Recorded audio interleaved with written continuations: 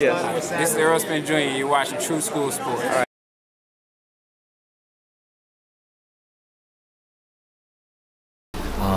The guy I'm talking about is obviously Errol Spence. Errol Spence, a prospect, one of the most feared fighters at 147.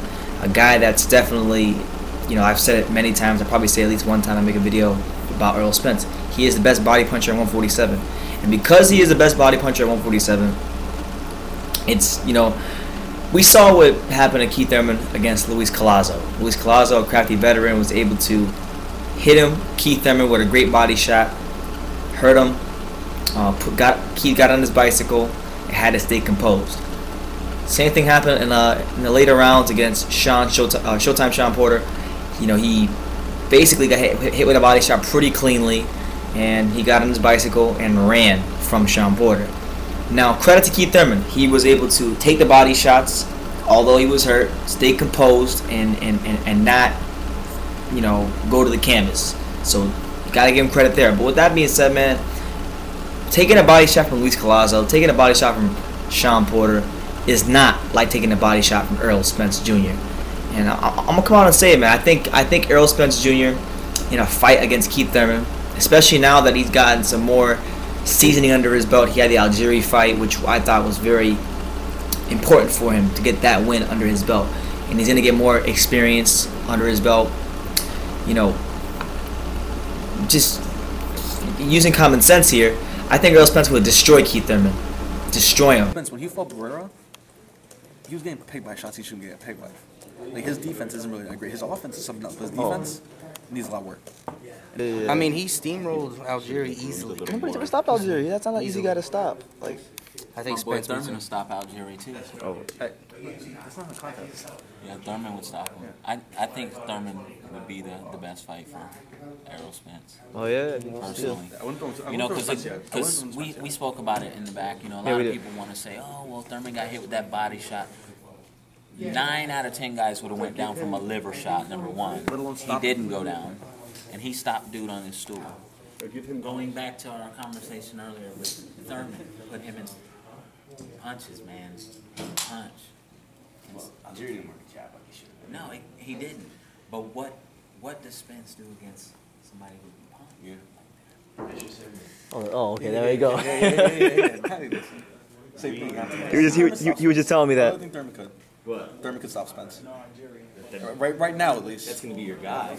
If anybody, right now it's going to be your guy. He's just no one punches like Thurman's good by no one. Yeah, I mean, Yeah. If there's a guy right now, I mean, after that fight or after another fight, it could be a way different scenario too. This kid seems. I mean, there's a lot of momentum there. There's a lot of steam rolling. Oh my God. And that kind of thing doesn't slow down so easy. I don't know about everybody else, but me personally, when I talk boxing, I call you the best body puncher at 147. I feel you are. Is that you kind of go to the body in this fight? I always go to the body. I think that's the best investment, to go to the body and work your way upstairs. I'm always going to go to the body.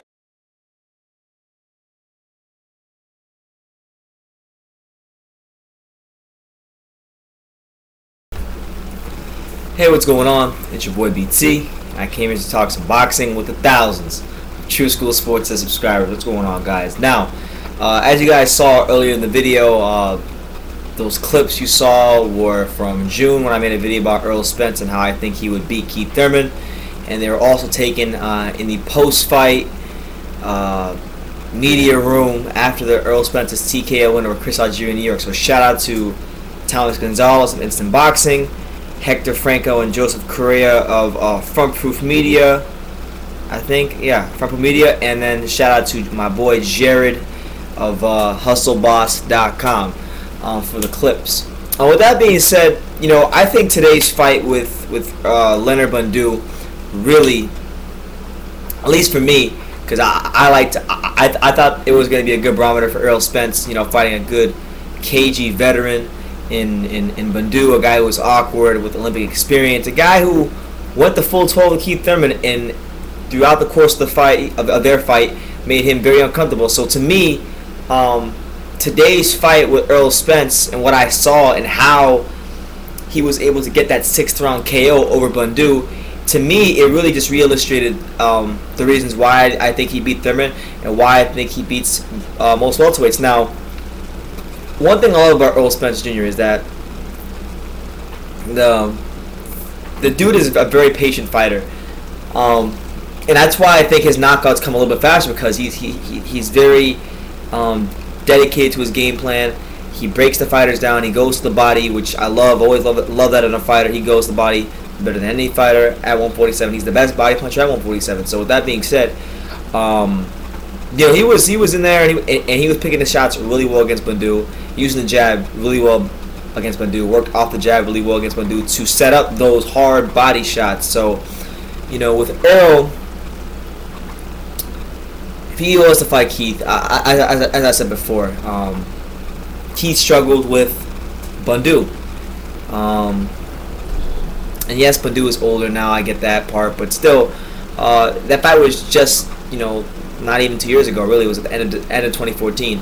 So with that being said, I think it's safe to say that Errol, not only is he a formidable opponent against Keith Thurman, but I think if they did fight, just based on the style, a lot of people might pick Keith because he's the more known fighter, he has the more pro experience, but when you look at Errol's amateur background, Errol's style, Keith's weaknesses, the fight to me, it should be Errol Spence Jr. And I think, Keith, if he was to hit one of those body shots, he's either going to respond in one of two ways. Number one, he'd either get into an exchange with Errol Spence, which is really a bad idea. Or number two, he would get on his bicycle, and then Errol would have to exhibit some of the other skills he has, such as cutting off the ring, which he's done very well in the past. So, great, stylage by Errol. Great, just patient, well executed performance by Errol Spence, and I think he's a problem for any fighter on 147. Bundu, to me, it wasn't a surprise. I thought he would give Errol a couple more rounds. I thought unlike Algieri, because he's more awkward than Algieri. He might not be as skilled as Algieri, but he's more awkward than Algieri. So I thought that I'd at least buy him in maybe another 1 or 2 rounds. So I gave Bundu the respect of at least getting stopped in the 7th or 8th round. But that didn't even happen. He got stopped in the 6th. Did manage to go around more than Algieri, so shout out to him and kudos to him for that. But this kid Errol Spence is a problem, and I stand by what I said in that video, and you can see it right here in the annotation. I think Errol Spence, if they do fight and when they do fight, destroys Keith Thurman and beats him soundly. It's not a Keith. I'm a Keith Thurman. Believe it or not, I'm a Keith Thurman fan. I like the guy, but it's just a style matchup, and boxing styles make fights. If Keith had a problem with Sean Porter and his come forward style, where he likes to smother a lot of his work, then it's very hard for me not to believe that a guy like Errol Spence, who uses his jab very well, works very well off of it, and knows how to land thunderous shots to the body, couldn't defeat Keith Thurman. That's just my overall take, but good performance. The last 2 wins for Errol, to me, I think his stock has definitely risen. I think when you talk about the welterweights and the landscape of the welterweights, you gotta at least include Errol. To me, at least, this is me personally.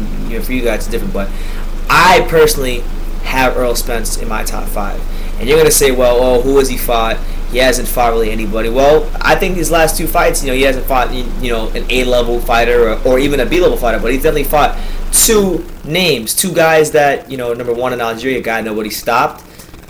Respected fighter in the sport, been in there with good names. Same thing with Bundu. Respected fighter in the sport, good amateur background, very awkward. He's also never been stopped. Errol gets them both out of there in under 7 rounds. So you got to respect that, and that has to be applauded. For him to go in there and make guys that have been in there with other world-class opposition and with the distance, for him to go in there and just get him out of there abruptly, that says a lot to the fighter Errol Spence is, to how he sets up a lot of those power punches, and that he is not just some power punch, that he is a smart, intelligent, well thought out boxer. So kudos to Errol Spence's performance against Leonard Bundu. I think he still beats Keith Thurman very soundly if they do fight. Hopefully they do make the fight. And I also think the Kell Brook fight to me is more of a 50-50 fight. I think it's a better matchup as far as 50-50 wise. for Errol Spence. But let me know what you guys think about the Bundu performance. How do you think? What do you think this statement Errol made against Bundu does for his stock and his future fights at 147? And do you think Keith Thurman will proceed to duck him? Because a lot of fighters can get scared away by a performance like this. Let me know in the comments down below. Take the time to subscribe, and you can love me or you can hate me, but I'm just a kid from Daniel. So until next time, take care, guys.